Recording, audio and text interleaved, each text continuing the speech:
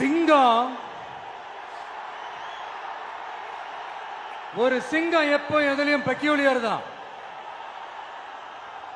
ஒரு முறை சிங்கம் கரிச்சிச்சதுன்னா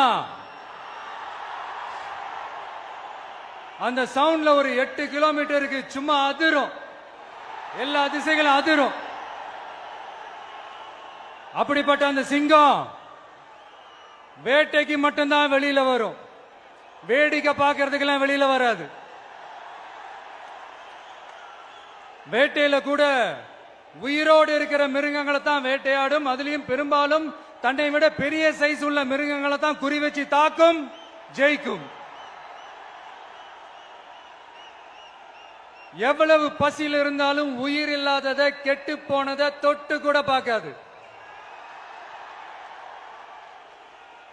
அப்படிப்பட்ட அந்த சிங்கம் அவ்வளவு ஈஸியா எதையும் தொடாது, தொட்டா விடாது.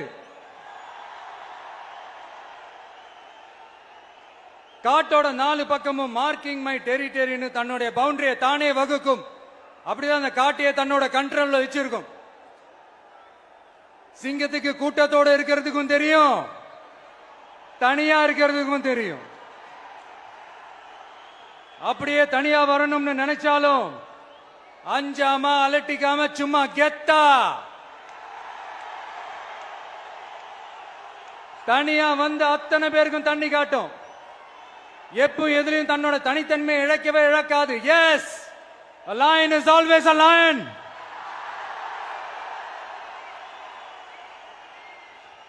There are so many jackals and other animals in the forest, but there will be only one lion. And even if it is single, it will be the king of jungle. It is not only a description but also a clear declaration.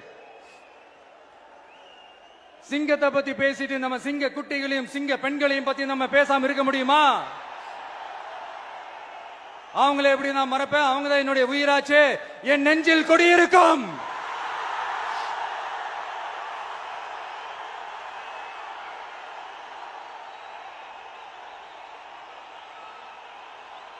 என்னுடைய தோழர்களுக்கும் தோழிகளுக்கும்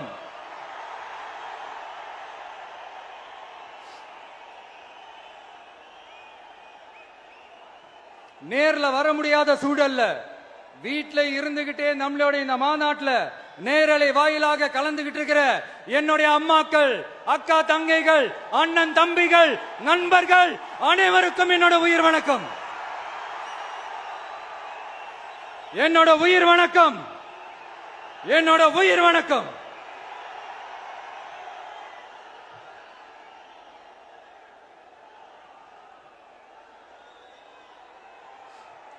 வீரம் விளையும் மாமதுரை மண்ணை வணங்குகிறேன். இந்த மதுரைனாலே உடனே ஞாபகத்துக்கு வரது சீறி பாஞ்சி துள்ளி குதிக்கிற யாருக்கும் அடங்காத காளைகள் விளையாடுற அலங்காநல்லூர் ஜல்லிக்கட்டு தான். நம்ம வைகை ஆறுதான் அழகர் ஆத்துல இறங்குற வைபவம்.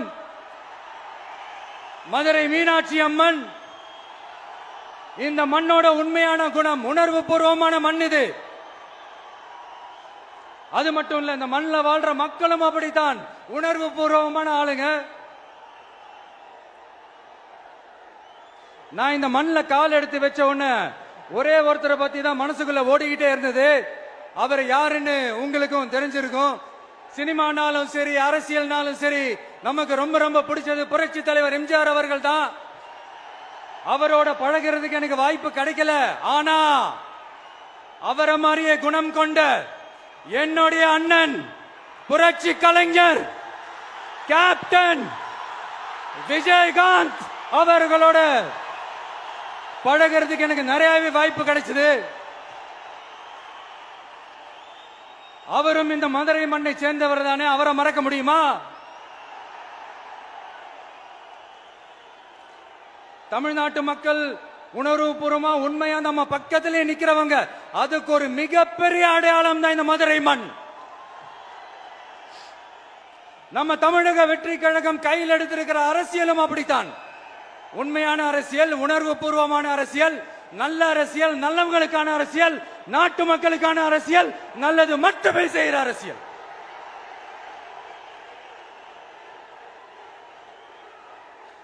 இதோ நம்மளுடைய இந்த இரண்டாவது மாநில மாநாடு வாகை சூடும் வரலாறு திரும்புகிறது. அப்படி இந்த மாநாட்டுக்கு பேர் வச்சிருக்கிறோம். 1967 1977 நம்ம தமிழக அரசியல் ஒரு மிகப்பெரிய ஆட்சி அதிகார மாற்றங்கள் ஒண்ணு நடந்துச்சு இல்லையா?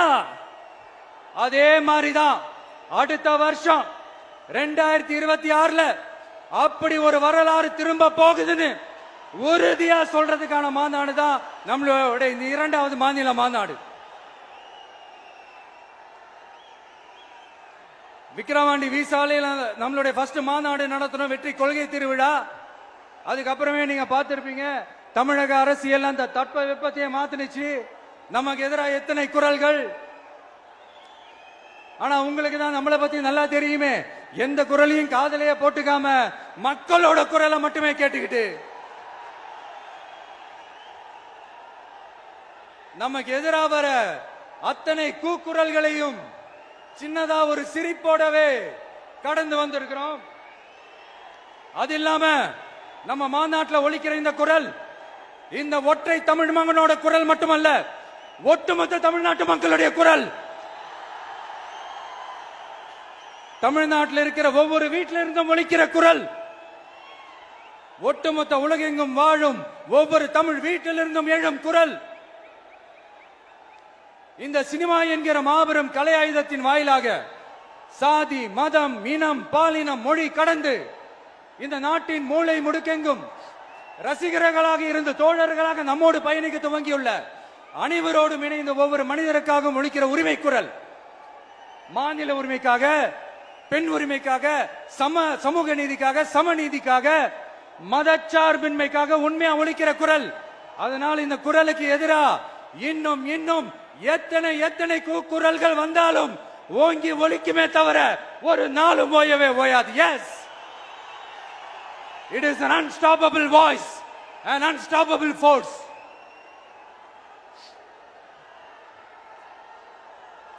நம்ம அரசியலுக்கு வர்றதுக்கு முன்னாடி, அட இவரெல்லாம் வர மாட்டாரியா, அவரே வரல, இவரே வரல, இவருங்க வர போறாரு அப்படின்ட்டு நிறைய பேர் ஜோசியம் சொன்னாங்க. அப்புறம் நம்ம கட்சியினுடைய பேர் அறிவிச்சதுக்கு அப்புறம், பேரு தானே அறிவிச்சிருக்கிறாரு, மக்கள் கிட்ட பேர் வாங்கணும்ல, அதெல்லாம் முடியாதுன்னாங்க. அப்புறம் ரொம்ப முக்கியமா மாநாடுலாம் எவ்வளவு பெரிய விஷயம், அதெல்லாம் இவர் ஒத்தால எப்படி பண்ண முடியும், சும்மா பக்கத்துல புசியானதை வச்சுக்கிட்டு மாநாடுல எப்படி நடத்தி காட்ட முடியும், அதெல்லாம் அவங்களால முடியாது. அப்புறம் மழை பெஞ்சு எல்லாத்தையும் எடுத்துரும். ஏன் என் கூட இருக்கிறவங்களே கூட தான் சொன்னாங்க. அதுக்கப்புறம் என்ன நடந்துச்சுன்னு உங்க எல்லாருக்குமே தெரியும். இப்ப புதுசா ஒண்ணு சொல்ல ஆரம்பிச்சிருக்கிறாங்க. அது என்னடானா, ஆட்சியை பிடிக்கிறதெல்லாம் அவ்வளவு ஈஸி இல்லை இல்லையா. இப்ப அதெல்லாம் விட்டாங்க, இப்ப இங்க வந்துட்டாங்க. இவர் நேரா ஷூட்டிங்ல இருந்து வருவாராம், வந்து ஆட்சியை பிடிப்பாராம். அது எப்படி இவராலே முடியும், அவராலே முடியல, இவராலே முடியல, அவருக்கு அத்தனை வருஷம் ஆச்சு, இவராலே எப்படி முடியும் ஒரு பக்கம். இன்னொரு பக்கம் கூட்டம்லாம் ஓகே தான், அது எப்படி ஓட்டா மாறும் அப்படின்றது இன்னொரு பக்கம். இப்படி கதை, திரைக்கதை, வசனம், இயக்கம், பாடல்கள்,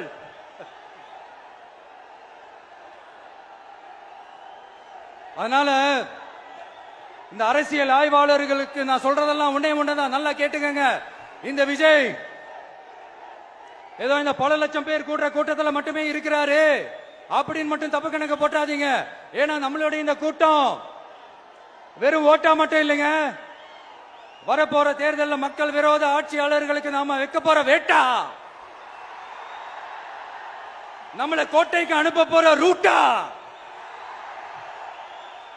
இருக்க போதுன்னு சீக்கிரமாவே தெரிஞ்சுப்பீங்க. ஏன்னா கோடிக்கணக்கானவங்களோட ஹார்ட்லயும் வீட்லயும் ஏற்கனவே ஆல்ரெடி உயிரா, உணர்வா, உறவா இருக்கிறோம். நம்மளுடைய கனெக்ட் எல்லாம் வெறும் மக்களோட மட்டும்தான். நாம யாருன்னு அவங்களுக்கு தெரியும், அவங்க யாருன்னு நமக்கு தெரியும். நாமளும் நம்ம மக்களும் எப்படி இருக்கிறோம்னு எதிரிங்களுக்கு நல்லாவே தெரியும். இருந்தாலும் இந்த விஜய் எதுக்குப்பா வந்திருக்கிறாரு, இவர் என்ன புதுசா என்ன திட்டம்லாம் சொல்லிட்டாரு அப்படின்னு வேற நிறைய கேள்விகள். இந்த சொல்றேன் தெரிஞ்சுக்கங்க. பெண் குழந்தைகள், பெண்கள் மற்றும் வயசானவங்களோட பாதுகாப்புல தான் நம்ம பிரையாரிட்டியே. அடுத்து இளைஞர்கள், உழவர்கள், உழைப்பாளர்கள், நெசவாளர்கள், மீனவர்கள், ஆதரவற்ற முதியோர்கள், மாற்றுத்திறனாளிகள், மூன்றாம் பால் இனத்தவர்கள்னு இன்னும் இங்க யாருக்கெல்லாம் கவர்மெண்டோட ஒரு ஸ்பெஷல் அட்டென்ஷன் தேவையோ அவங்க எல்லாருக்குமான ஒரு கவர்மெண்ட் அமைக்கிறது தான் நம்ம இலக்கே. நான் ஏற்கனவே சொன்னது தான் இங்க நான் திரும்பவும் சொல்றேன். நம்மளுடைய இந்த தமிழக வெற்றி கழகம் ஏதோ அரசியல் ஆதாயத்துக்காக தொடங்கப்பட்ட கட்சியெல்லாம் கிடையாதுங்க. கொள்கை கோட்பாடுகளோடு தந்தை பெரியார், பெருந்தலைவர் காமராஜர், அண்ணல் அம்பேத்கர், வீரமங்க வேலு நாச்சியார், மக்கள் சேவகர் அஞ்சலை அம்மாள், நம்மளுடைய 5 கொள்கை தலைவர்களோட வழிகாட்டுதல்களோடு தொடங்கப்பட்ட கட்சி. நம்ம ஸ்டாண்ட்ல நாம எப்பவுமே ஸ்ட்ராங்கா தாங்க இருக்கிறோம். நம்மளுடைய ஒரே கொள்கை எதிரி பாஜக தான். நம்மளுடைய ஒரே அரசியல் எதிரி திமுக தான். எப்படி? நம்மளுடைய ஒரே கொள்கை எதிரி, நம்மளுடைய ஒரே அரசியல் எதிரி ஏதோ அண்டர் கிரவுண்ட் ஆதாயத்துக்காக டீல் போட்டுக்கிட்டு, டீல் பேசிக்கிட்டு, இந்த அலையன்ஸ் வச்சுக்கிட்டு இந்த ஊரை ஏமாத்துற கட்சி எல்லாம் நம்ம டிவிக்கே கிடையாதுங்க. யாருக்காகவும் எதுக்காகவும் எந்த பயமும் கிடையாது. மாபெரும் பெண்கள் சக்தி நம்மளோட இருக்கிறாங்க, மாபெரும் இளைஞர்கள் சக்தி நம்மளோட இருக்கிறாங்க, ஒட்டுமொத்த தமிழ்நாட்டு மக்களுடைய சக்தி நம்மளோட நிக்கிறாங்க. அப்படி இருக்கும்போது இந்தியாவில் இருக்கிற எல்லா ஸ்டேட்லயும் வாழ்ற நம்ம தமிழ் நெஞ்சங்கள் மட்டும் இல்ல, உலகம் பூரா 100க்கும் மேலான நாடுகள்ல வாழ்ற நம்ம தாய் தமிழ் உறவுகள் எல்லாருமே என்ன விஜய் தளபதி விஜய் இல்லனா விஜய் தளபதி இப்படி சொந்தம் கொண்டாடுற கோடிக்கணக்கானவங்களோட அன்பு மாசியும் நம்மளோட இருக்கும் போது, இவங்க எல்லாருமே நம்மளோட நிற்கும் போது எதுக்குங்க இந்த பாசிச பாஜகவோட நேரடி கூட்டணியோ இல்ல மறைமுக கூட்டணியோ உறவு வச்சுக்க? நாம என்ன உலகமாக ஊழல் கட்சி? என்ன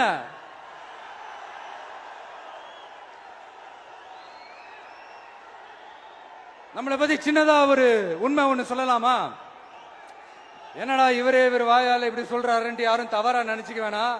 ஏன்னா இது ஒரு விதத்துல ஒரு ஃபேக்டும் கூட. அதனாலதான் நான் சொல்லணும்னு ஆசைப்படுறேன். நம்ம யார் தெரியும்ல? நாம எல்லாருமே சொல்றேன். நாம யார் தெரியும்ல?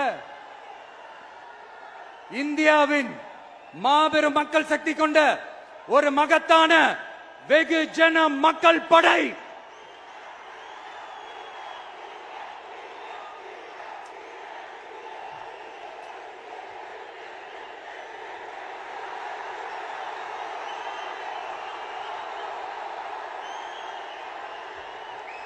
அதனால நம்ம தலைமையில நாம அமைக்க போற இந்த உண்மையான மக்களாட்சிக்கான அச்சாரமாக மாபெரும் மக்கள் சக்தியே அணி அணியாக நம்மளோட திரண்டு நிக்கிறப்போ இந்த அடிமை கூட்டணியில சேர வேண்டிய அவசியம் நமக்கு இருக்குங்க.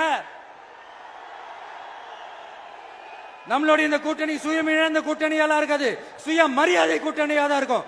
இந்த ஒரு பக்கம் RSS கிட்ட அடிபணிஞ்சுக்கிட்டு, இன்னொரு பக்கம் மதச்சார்பற்ற கூட்டணின்னு இந்த மக்களை ஏமாத்துற கூட்டணியெல்லாம் நம்ம கூட்டணி இருக்காது.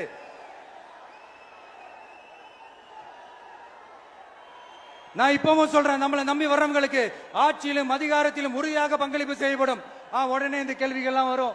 அப்ப யாரு கூட்டணி, யாரு வரா, யாரு போறா, இந்த கேள்விகள்லாம் வரும். இந்த கேள்விகளுக்கெல்லாம் ஒரே ஒரு பதில் தான், சஸ்பென்ஸ்ல சஞ்சாரம் செய்யுங்க. ஆனா ஒண்ணு, 2026ல 2 பேருக்கு நடுவுல தான் போட்டியே. ஒன்னு TVK, இன்னொன்னு DMK. இந்த போட்டி எப்படி இருக்க போதுன்னா, இந்த அலையன்ஸ் வச்சு எப்படியாவது நம்ம தப்பிச்சிடலாம். என்ன இந்த பழைய இந்த மேத்தமேட்டிக்ஸ், அரித்மேட்டிக்ஸ் இதெல்லாம் வச்சு எப்படியாவது நம்ம தப்பிச்சிடலாம் அப்படின்னு நினைக்கிறவங்களோட அந்த கனவு ஒரு நாளும் மைப்படாது. சரி, இப்ப நம்ம வேற ஒரு ஏரியாவுக்கு ஒண்ணு வருவோம். எதிர்காலம் வரும், என் கடமை வரும், இந்த கூட்டத்தின் ஆட்டத்தை ஒழிப்பேன்.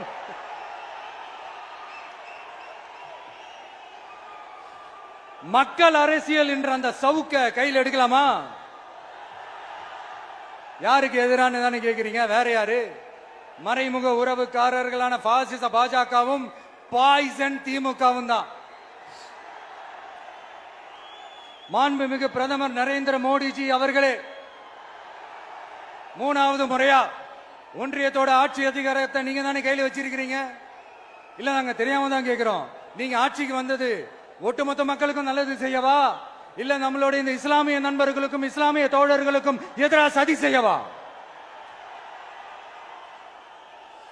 மக்களுக்கு உங்ககிட்ட கேட்கறதுக்குன்னு ஏராளமான கேள்விகள் இருக்குது. அதனால அவங்க சார்பா அவங்கள ஒருத்தனா அவங்களோட ஒரு உண்மையான ஒரு பிரதிநிதியா உங்ககிட்ட சில கேள்விகள் கேட்கணும். மிஸ்டர் பிரைம் மினிஸ்டர் அவர்களே, நம்ம தமிழ்நாட்டு மீனவர்கள் கிட்டத்தட்ட ஒரு 800 பேருக்கு மேல இலங்கை கடற்படையால தாக்கி அழிக்கப்பட்டிருக்கிறாங்க. அதை கண்டிக்கிறதுக்காக உங்களை பெருசா எதுவும் செய்ய சொல்லல, சின்னதா ஒண்ணு மட்டும் செஞ்சு கொடுங்க. இனிமேலாச்சும் எங்களுடைய மீனவர்கள் பாதுகாப்பா இருக்கிறதுக்காக இந்த கச்சத்தீவை இலங்கை கிட்ட இருந்து மீட்டு கொடுத்துருங்க, அது போதும். உங்களுடைய இந்த முரட்டு பிடிவாதத்தால நீங்க நடத்துற இந்த நீட்டு தேர்வு, அதனால இங்க என்னென்ன நடக்குதுன்னு சொல்றதுக்கே மனசு வலிக்குது. அதனால அந்த நீட்டு தேர்வு தேவையில்லைன்னு அறிவிச்சிருங்க, அது போதும். செய்வீர்களா திரு நரேந்திரபாய் தாமோதர் மோடிஜி அவர்களே? எங்களுக்கு என்னென்ன தேவையோ என்னென்ன நல்லதோ அதெல்லாம் செய்ய மாட்டேங்கிறீங்க. ஆனா ஆட்சி அதிகாரத்தை மட்டும் கையில வச்சுக்கிட்டு மக்களை ஏமாத்த நேரடியாக ஒரு பாசிச பாஜக அடிமை கூட்டணி ஒண்ணு. அடுத்து உங்களோட இந்த மைனாரிட்டி ஆட்சியை ஓட்டுறதுக்காக மறைமுகமாக RSS அடிமை குடும்பம்னு இன்னொரு கூட்டணி. இப்படி மக்கள் சக்தியே இல்லாத இந்த ஊழல் கட்சிகளை மிரட்டி அடிபணிய வச்சு 2029 வரைக்கும் சொகுசு பயணம் போயிடலாம்னு திட்டம் தீட்டி வச்சிருக்கிறீங்க. அதானே ஜி? என்ன ஜி? ஒண்ணு மட்டும் சொல்றேன், தெரிஞ்சுக்கங்க. என்னதான் நீங்க இந்த நேரடி மறைமுக கூட்டணி குட்டிகரணம் போட்டாலும் தாமரை இலையில தண்ணியே ஒட்டாது. தமிழக மக்கள் மட்டும் எப்படி ஒட்டுவாங்க?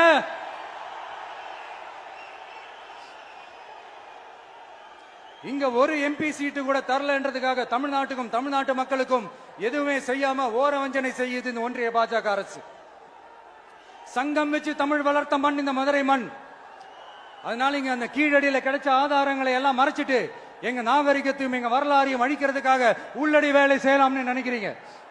தமிழ்நாட்டை தொட்ட என்ன நடக்கும் நீங்க பல உதாரணங்கள் இருக்குது. அதனால இதையெல்லாம் மறைச்சிட்டு எங்க மக்களை ஏமாத்திடலாம்னு மட்டும் நினைக்காதீங்க. மத நல்லிணக்கத்திற்கு பெயர் பெற்ற இந்த மதுரை மண்ணிலிருந்து சொல்றேன், உங்க எண்ணம் எல்லாம் ஒரு நாளும் ஈடேறாது.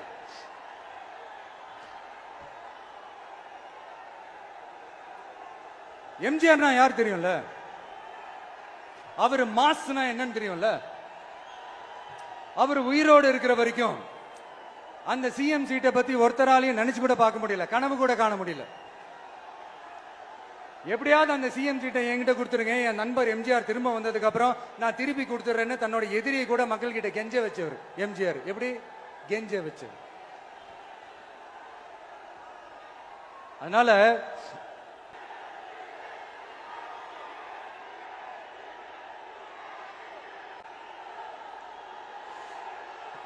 ஆனா இப்போ அவர் ஆரம்பிச்ச அந்த கட்சிய, எம்ஜிஆர் அவர்கள் ஆரம்பிச்ச அந்த கட்சிய கட்டி காக்கிறது யாரு? இன்னைக்கு அந்த கட்சி எப்படி இருக்குது? அத நான் சொல்லிதான் உங்களுக்கு தெரியணுமா? அப்பாவி தொண்டர்கள் அதை வெளியில சொல்ல முடியாம வேதனையில தவிக்கிறாங்க. 2026 சட்டமன்ற தேர்தலில் யாருக்கு ஓட்டு போடணும், எப்படிப்பட்ட ஆட்சி இங்க அமையணும்னு அந்த அப்பழுக்கற்ற அந்த தொண்டர்களுக்கும் ரொம்ப நல்லாவே தெரியும். அதனால என்ன வேஷம் போட்டுக்கிட்டு பாஜக இங்க தமிழ்நாட்டுக்குள்ள வந்தாலும் அவங்க வித்தை எல்லாம் இங்க வேலைக்கே ஆகாது. இப்படி பொருந்தா கூட்டணியா இந்த பாஜக கூட்டணி இருக்கிறதுனால இப்ப ஆட்சியில இருக்கிற இந்த வெற்றி விளம்பர மாடல் திமுக என்ன செய்துன்னு தெரியும்ல? பாஜகவோட உள்ளுக்குள்ள ஒரு உறவை ஒண்ணு வச்சுக்கிட்டு வெளியில எதிர்க்கிற மாதிரி ஒரு டிராமா ஒண்ணு பண்ணிக்கிட்டு, எதிர்கட்சியா இருந்தா போங்க மோடின்னு பலூன் விடுறது, ஆளுங்கட்சியா இருந்தா வாங்க மோடின்னு கொடை பிடிச்சுக்கிட்டு கும்பிடு போடுறது. இது மட்டுமா? ஒரு ரைடுன்னு ஒண்ணு வந்துட்டா போதும், இது வரைக்கும் போகவே போகாத ஒரு மீட்டிங், அதை காரணம் காட்டி டெல்லிக்கு போறது, அங்க ஒரு சீக்கிரட் மீட்டிங் நடத்துறது. நல்லா நோட் பண்ணணும் மக்களே, அந்த மீட்டிங் அப்புறம் இந்த இஷ்யூ அப்படியே காணாம போயிருக்குமே. அதேதான் Stalin uncle, what uncle is very wrong uncle.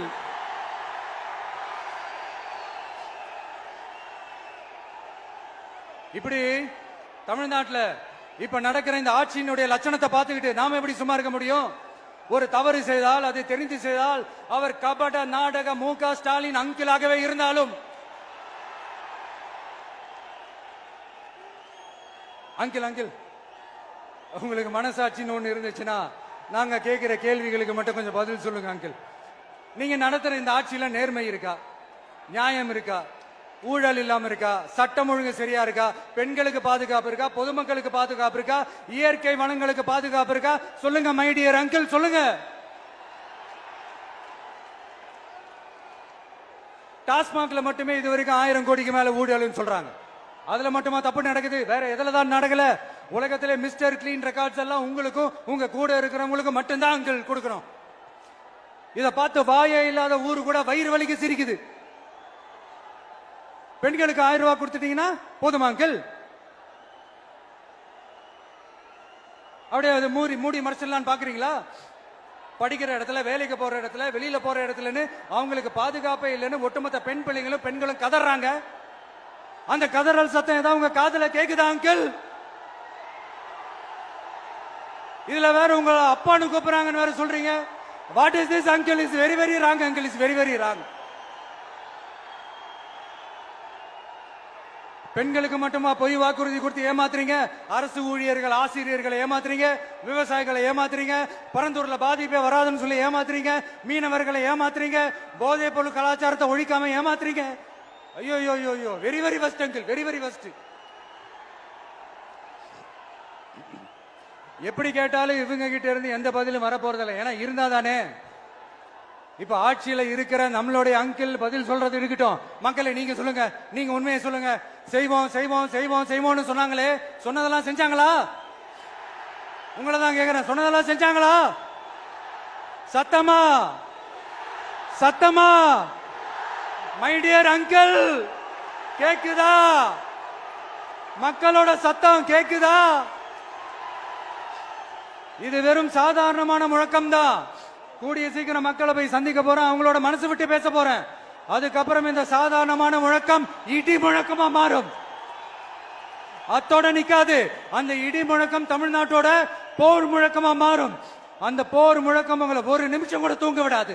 நடக்குதா இல்லையான்னு பாருங்க. என்னடா இவன் இவ்வளவு ஸ்ட்ராங்கா சொல்றானேன்னு பாக்குறீங்களா? எல்லாரும் கட்சி ஆரம்பிச்சதுக்கு அப்புறம் தான் ஒவ்வொரு வீட்டுக்குள்ளேயும் போறதுக்கு ட்ரை பண்ணுவாங்க. ஆனா நாங்க அப்படி இல்லை. ஒவ்வொரு வீட்டுக்குள்ளேயும் போனதுக்கு அப்புறம் தான் கட்சியாவே ஆரம்பிச்சிருக்கிறோம்.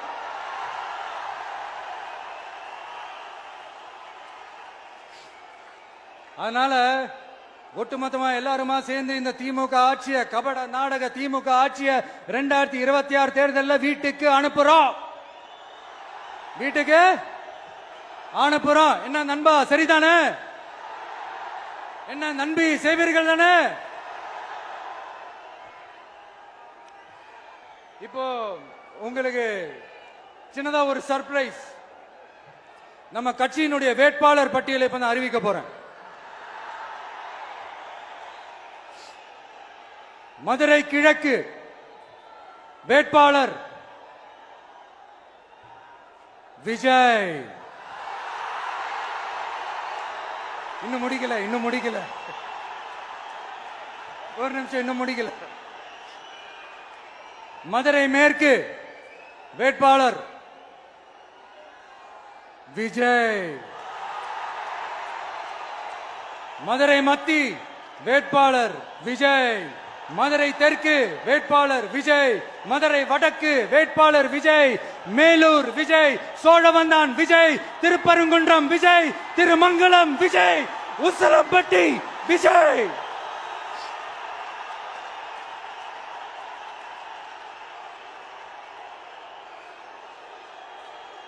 என்னடா எல்லா தொகுதியிலும் ஒரே வேட்பாளர்னு பாக்குறீங்களா? 234 தொகுதியிலும் இந்த விஜய் தான். அதாவது உங்க விஜய் தான். உங்க சின்னம். இன்னும் சிம்பிளா சொல்லணும்னா, உங்க வீட்டில் இருக்கிற ஒருத்தர் தான் வேட்பாளரா நிக்க போறாங்க. அந்த வேட்பாளரும் நானும் வேறு வேறு இல்லை. நீங்க அவருக்கு ஓட்டு போட்டீங்கன்னா எனக்கு ஓட்டு போட்ட மாதிரி. இந்த முகத்துக்காக நீங்க ஓட்டு போட்டீங்கன்னா உங்க வீட்டுல இருக்கிற உங்களுடைய வேட்பாளர் ஜெயிச்ச மாதிரி. என்னடா இவர் ஏதோ ஓவரா சொல்றாருன்னு நினைக்க வேணாம். பிராக்டிக்கலா அப்படிதான் இருக்கும், அப்படிதான் இருக்கணும். நீங்களும் அப்படிதான் நினைப்பீங்கன்னு நான் நம்புறேன். ஏன்னா இது நம்மளை விட நம்ம எதிரிங்களுக்கு இன்னும் நல்லாவே தெரியும். அதனால எல்லா இந்த அதிகார பலம் எல்லாத்தையும் தூக்கிட்டு வந்துருவாங்க. வரட்டும், பாத்துக்கலாம். TVK will take it, TVK will meet it, TVK will compete with it and TVK will conquer it, TVK will conquer it.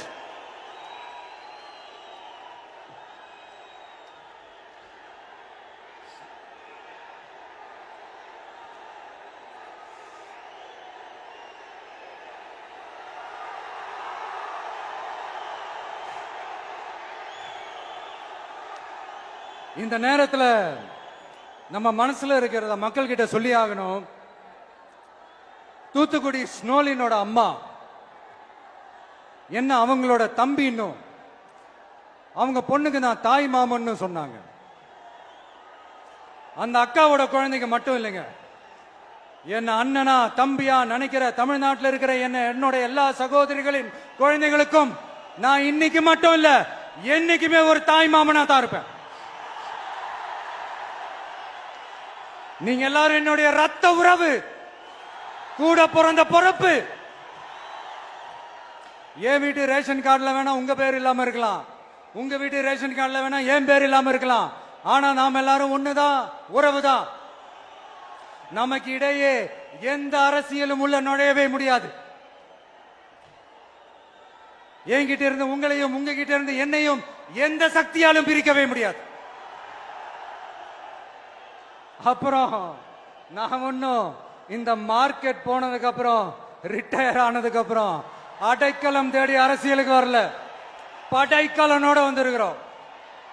Powerful போர்ஸோட, மாபெரும் படை வரிசையோட, எல்லாத்துக்கும் தயாராகி தான் வந்திருக்கிறோம். இவ்வளவு தயாரா நாம அரசியலுக்கு வர்றதுக்கு ரொம்ப ரொம்ப முக்கிய காரணம் ஒண்ணு இருக்கு. அது என்ன தெரியுமா? நன்றி கடன், நன்றி கடன், நன்றி கடன்.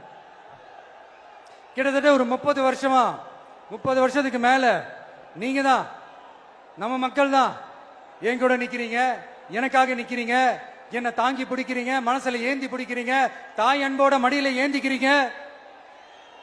உண்மையை சொல்லணும்னா வேற யாரை விடவும் எனக்கு இந்த அன்பையும் ஆதரவையும் கொடுத்திருக்கிறீங்க. என் மேல உயிரையே வச்சிருக்கிறீங்க. என்ன உங்க வீட்டுல ஒருத்தனாவே ஆக்கிட்டீங்க. நீங்க எனக்கு கடவுள் கொடுத்த வரம்.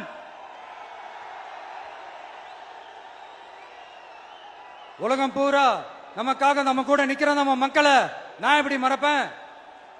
நான் என் லைஃப்ல ரொம்ப உயிரா நினைக்கிறது பெண்களை, குழந்தைங்களை, இளைஞர்களை, உழைக்கிற மக்களை தான். இவங்க தான் நம்மளோட வகைரா. இத பார்த்துதான் நம்மளோட எதிரிகளுக்கு பத்தி எரியுது. அதுக்காக நாம என்ன செய்ய முடியும்?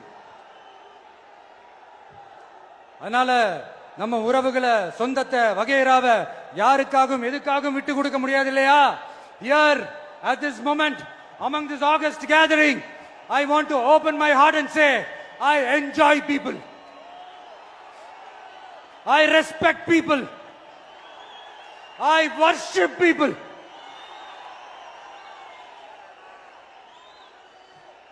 சரிப்பா, இவ்வளவு செஞ்ச நம்ம மக்களுக்கு நன்றி கடனா உன்னால முழுமையா செலுத்த முடியுமான்னு கேட்டா சத்தியமா சொல்றேன், என்னால முடியாதுதான். இன்னும் எத்தனை ஜென்மம் எடுத்தாலும் அந்த நன்றி கடனை என்னால தீர்க்கவே முடியாது. அப்புறம் என்ன மானாவு கடா நீ வந்திருக்க அதானே கேக்குறீங்க? மைண்ட் வாய்ஸ் கேட்ட மாதிரி இருந்து. வாழ்நாள் முழுக்க நம்ம மக்களுக்காக ஆதரவா துணையா நிக்கிறத தவிர, அவங்களுக்காக உழைக்கிறத தவிர எனக்கு வேற எந்த எண்ணமும் இல்ல. எனக்கு இப்ப வேற வேலையும் இல்லை. இனிமே எனக்கு இதுதான் என் வேலையே, என் கடன். இனி என் மக்களுக்கு பணி செய்து கிடப்பதே. இப்படியா ஹார்ட் டு ஹார்ட் யதார்த்தமா பேசிய பழகிட்டோம். இதுக்கு மேலேயும் எனக்கும் மக்களுக்கும் இடையே இருக்கிற அந்த உறவை பத்தி நான் பேச ஆரம்பிச்சேன்னா ஒரு மாதிரி எமோஷனல் ஆயிடுவேன். அப்புறம் அதை கண்ட்ரோல் பண்றது ரொம்ப கஷ்டம். அதனால என்ன மனசார நேசிக்கிற நம்ம மக்களுக்கு ஒன்னே ஒண்ணு சொல்றேன்.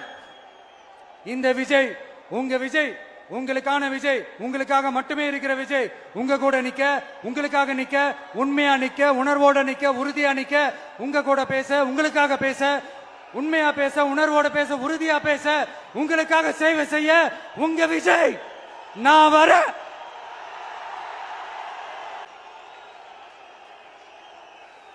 சொல்லல முக்கியம், செயல் செயல் செயல் தான் முக்கியம். செய்கை தான் சும்மா சிறப்பா இருக்கணும். நான் ஆட்சிக்கு வந்தேன்னா சும்மா அது செய்வேன், இது செய்வேன், நல்லது செய்வேன், உருட்டுவேன், புரட்டுவேன், அதெல்லாம் கிடையாது. செய்யறதுக்கு, நல்லது செய்யறதுக்கு, நல்லது செய்யறதுக்கு மட்டும்தான் இந்த விஜய். அப்புறம் ஒரு அரசியல் தலைவன், அவன் சினிமாக்காரனா, நல்லவனா, கெட்டவனா, இதெல்லாம் தாண்டி அவன் உண்மையானவனா, அதுதான் ரொம்ப ரொம்ப முக்கியம். இது சம்பந்தமா ஒரு குட்டி கதை ஒண்ணு சொல்றேன். ஒரு நாட்டுல ஒரு ராஜா தனக்கு பக்கபலமா இருக்கிறதுக்காக, கூட துணையா இருக்கிறதுக்காக ஒரு தளபதியை தேடுறாரு. சரியான தகுதிகளோட ஒரு 10 பேர் செலக்ட் ஆகுறாங்க. ஆனா அதுல ஒருத்தர் மட்டும் தான் செலக்ட் பண்ணணும். அதனால அந்த ராஜா என்ன பண்றாருன்னா ஒரு டெஸ்ட் வைக்கிறாரு. அந்த 10 பேர் கையிலையும் விதை நெல்ல கொடுத்து இதை நல்லா வளர்த்து கொண்டு வாங்க, ஒரு 3 மாசம் கழிச்சு வாங்கன்னு சொல்லி அனுப்பி வச்சிடுறாரு. 3 மாசம் கழிச்சு வரும்போது அதுல ஒருத்தர் ஆளு உயரத்துக்கு வளர்த்திருந்தாரு, ஒருத்தர் தோல் உயரத்துக்கு வளர்த்திருந்தாரு. அதுல ஒரு 9 பேரும் நல்லா வளர்த்து கொண்டு வந்திருந்தாங்க. ஒருத்தர் மட்டும் வெறும் தொட்டியோடவே வந்தாரு. என்னன்னு கேட்டதுக்கு, நானும் தண்ணி ஊத்தி ஊத்தி பாக்குறேன், உரம் வச்சு வச்சு பாக்குறேன், வளரவே மாட்டேங்குது ராஜா, என்ன பண்றதுன்னு தெரியலன்னு சொன்னதுக்கு ராஜா அவரை கட்டி அணைச்சிக்கிட்டு, இனிமே நீதான் என்னுடைய தளபதி, எல்லா அதிகாரமும் உனக்கு தான் சொன்னாரு. ஏன்னா அந்த 10 பேர் கையிலையும் ராஜா கொடுத்தது அவித்த விதை நெல், அது முளைக்கவே முளைக்காது. அந்த 9 திருட்டு பயலும் என்ன பண்ணிருக்காங்கன்னா வேற விதை நெல்ல வாங்கி அதை வளர்த்துட்டு ராஜாவையும் மக்களையும் ஏமாத்திருக்கிறாங்க. ஆனா இவர் மட்டும் உண்மையை போட்டு உடைச்சிட்டார். அதனால ஒரு நாட்டுக்கு திறமை எந்த அளவுக்கு முக்கியமோ அந்த அளவுக்கு உண்மையும் நேர்மையும் முக்கியம். இப்போ நீங்க எல்லாரும் தான் அந்த ராஜா. நீங்க தேர்ந்தெடுக்க போற அந்த தளபதி சும்மா சினிமாக்காரன் சினிமாக்காரன் சினிமாக்காரன். அம்பேத்கர் அவர்களை தோக்கடிச்சது சினிமாக்காரன் இல்ல, அரசியல்வாதி. காமராஜர் அவர்களை தோக்கடிச்சது, இங்க விருதுநகர் பகுதியில் தோக்கடிச்சது சினிமாக்காரன் இல்ல, இன்னொரு அரசியல்வாதி. இன்னைக்கும் நம்ம கூட வாழ்ந்துட்டு இருக்கிற நல்ல கண்ணு ஐயாவை தோக்கடிச்சது சினிமாக்காரன் இல்ல, அரசியல்வாதி. இப்படிப்பட்ட நல்ல நல்ல தலைவர்களை எதிர்த்து நின்று தோக்கடிக்கணும்னு அந்த எண்ணத்தை உருவாக்குனது சினிமாக்காரன் இல்ல, அரசியல்வாதி. அதனால எல்லா அரசியல்வாதியும் அறிவாளியும் கிடையாது, எல்லா சினிமாக்காரனும் முட்டாளும் கிடையாது. கான்பிடண்டா இருங்க, நல்லதே நடக்கும், வெற்றி நிச்சயம். மீண்டும் சந்திக்கும் வரை நன்றி, வணக்கம்.